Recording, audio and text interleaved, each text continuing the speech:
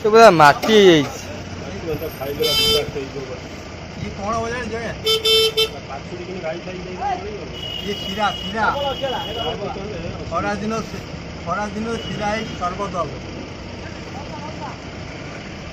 ମାଟି ଗୋଳି ମାଟି ଗୁରା ଏଠି ନେଲେ କଣ ସେ ଭଲ ହବ ଭଲ ହବନି।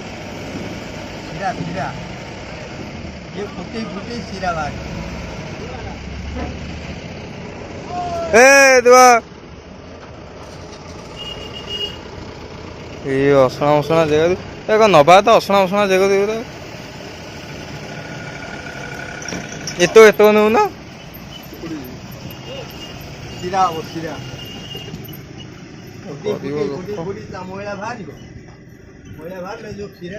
ଚିନିକି ପାଣିରେ ପକେଇଦବ ଧୂଳି ବାହାରିଯିବ।